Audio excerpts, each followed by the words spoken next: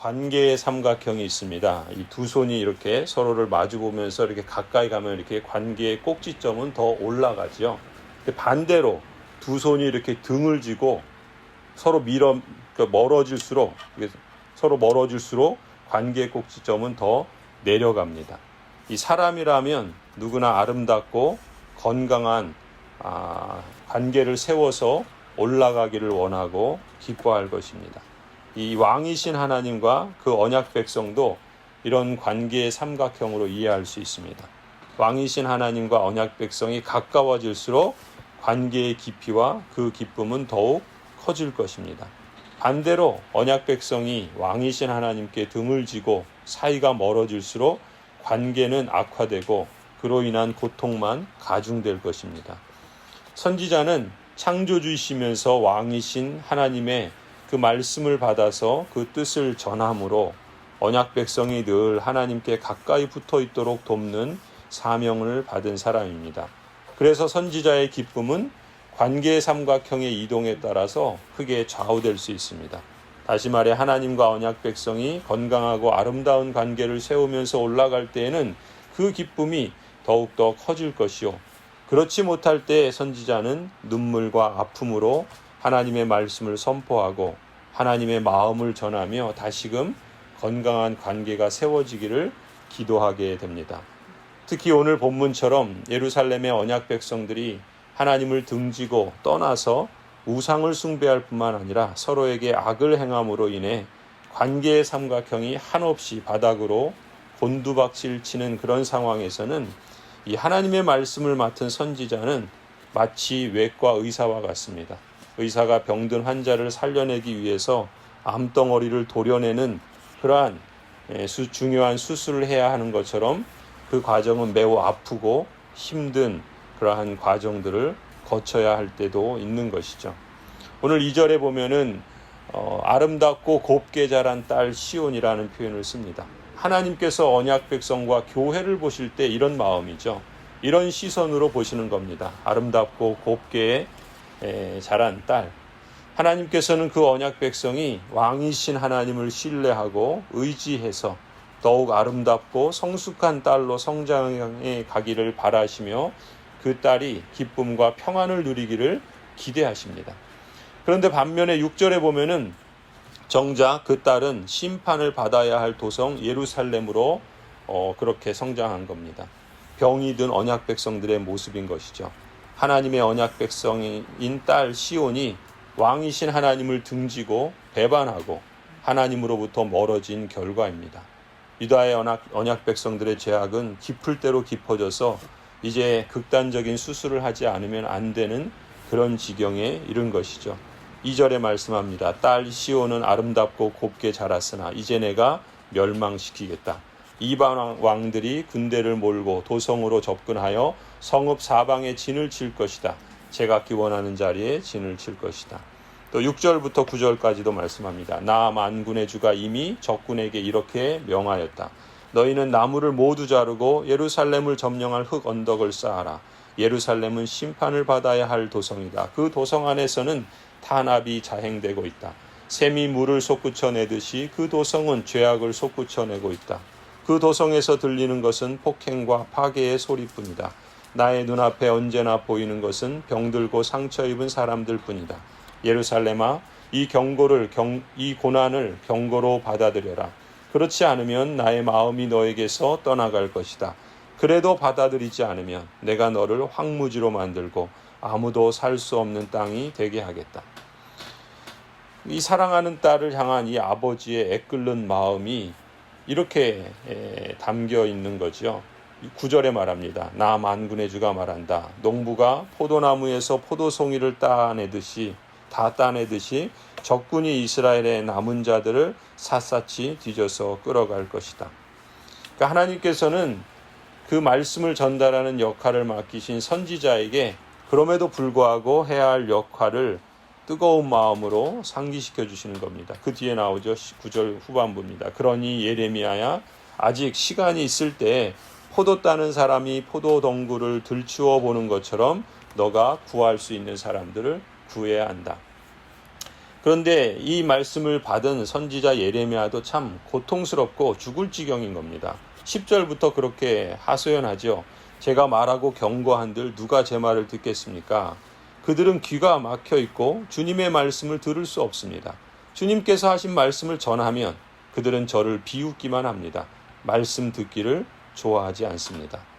그들을 향하신 주님의 진노가 제 속에서도 부글부글 끓고 있어서 제가 더 이상 주님의 진노를 품고 있을 수도 없습니다. 하나님이 예레미야의 마음과 형편을 모르실 리가 없으시죠. 그래도 하나님은 포기하지 않으십니다. 극단적인 처방을 해서라도 언약 백성 가운데 진정한 하나님의 남은 자들을 하나님께서 구하시기를 기뻐하십니다. 그래서 말씀합니다. 이런 극단적인 처방을 하시죠. 그러면 나의 분노를 길거리의 아이들에게 쏟아라. 젊은이들이 모인 곳에다가 쏟아라. 결혼한 남자들과 결혼한 여자들이 잡혀갈 것이다. 청년이 잡혀가고 죽을 날을 기다리는 노인도 잡혀갈 것이다.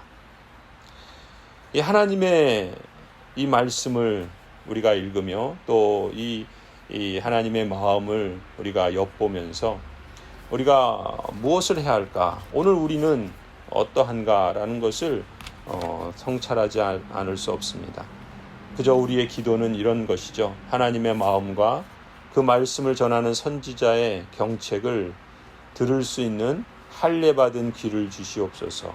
여호와의 말씀을 귀하게 여기고 청종하기를 즐겨하는 그러한 마음을 우리에게 허락하여 주옵소서. 우리에게 이러한 기도와 또 통회하는 마음과 또 돌이켜 하나님께 더 가까이 나아가는 그러한 모습들이 속히 있어야 할 줄로 믿습니다.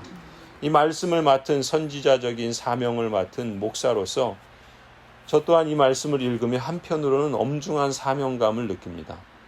또 다른 한편으로는 이 현실에 타협하고 그냥 좋은 게 좋은 거지 하면서 그저 쉽게 가는 길, 또 그래서 악한 길을 가는 사람들처럼 유혹에 빠지지 않을까 하는 그런 두려움도 없지 않습니다.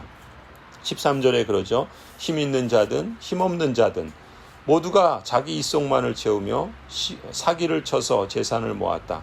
예언자와 제사장들까지도 모두 한결같이 백성을 속였다.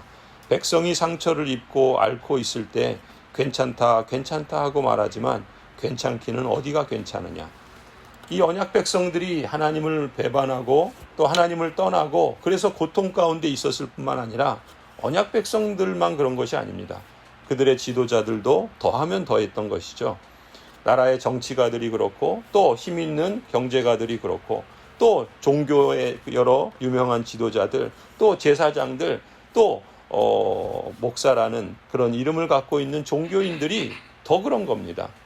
괜찮다 모두 한결같이 서로를 속이고 있는 것이죠. 예레미야가 그러는 겁니다. 아니 하나님이 그러시는 거예요. 괜찮기는 뭐가 괜찮고 어디가 괜찮으냐. 당시에 적지 않은 선지자들과 제사장들이 이렇게 행하고 있었기 때문에 더 문제는 심각했던 것이죠. 그럼 오늘날은 다른가? 우리가 깊이 생각해 봐야 합니다. 근본적인 긴급 처방이 필요할 때 대수롭지 않게 괜찮다고 거짓 위안을 주는 것이 정말 괜찮은 것이 아니다라는 것이죠. 이스라엘의 역사는 이제 남유다의 역사는 파괴와 멸망으로 그리고 포로로 끌려가는 것으로 마무리되었습니다. 그렇다면 그 역사는 오늘날 우리에게 어떤 교훈을 주는가? 우리는 정말 괜찮은가? 하나님께서 하나님의 택하신 백성들 그리고 그 가운데 속해 있는 언약 백성들은 다 괜찮은 것인가? 하나님이 하나님의 백성들이니까 아무런 징계도 아무런 손도 들지 않으실 것인가? 우리에게는 하나님께서 이스라엘 백성들에게 행하셨던 것처럼 그렇게 행하시지 않을 거라고 그렇게 누가 말할 수 있겠습니까? 하나님의 이 말씀을 우리가 귀담아 듣고 또 그러한 말씀을 그대로 전하고 또 증거할 수 있는 참된 말씀의 사역자들이 필요한 것이고 그러한 언약 백성들이 필요한 것이죠. 예레미야서를 읽으면서 이 계속되는 죄악과 하나님의 심판의 이야기를 읽으면 늘 마음이 무거워지지 않을 수 없습니다. 그리고 마음이 너무나도 안타깝고 또 고통스럽습니다. 아마 성도 여러분들도 예레미야서를 읽으면서 여러분의 마음도 무겁고 재미도 없을 겁니다. 그런데 이 예레미야서가 50장이 넘도록 계속해서 이 말씀을 합니다. 하나님의 마음은 어떠실까? 하나님께서 선지자를 통해서 증거하시는 그러한 하나님의 메시지는, 그리고 하나님의 그 깊은 뜻과 그 마음의 중심은 무엇일까? 우리는 이 말씀이 긴 것처럼 우리는 오히려 이 상태에 대해서 또 이 현실에 대해서 깊이 묵상해야 할 것입니다. 그렇지만 또 다른 한편에서는 하나님께서 예레미야 선지자를 통해서 또한 약속해 주시겠지만, 이 과정을 주님을 의지하면서 또 주님을께로 다시금 가까이 나아가 지나가는 사람들에게는 소위 말하는 아픔만큼, 아니 아프기 때문에 성숙해질 수밖에 없는 것이죠. 하나님이 건강할 때 또 즐거울 때 주셨던 그 은혜가 얼마나 복되고 또 감사한 것인지를 새삼 깨닫게 될 것입니다. 아플수록, 고난을 당할수록 우리의 영적인 눈이, 안목이 열리고 하나님을 볼 수 있게 되기를 간절히 기도합니다. 두 손을 마주보고 그렇게 우리도 함께 하나님을 향하여 나아가는 그러한 교회와 성도 되기를 간절히 축원합니다.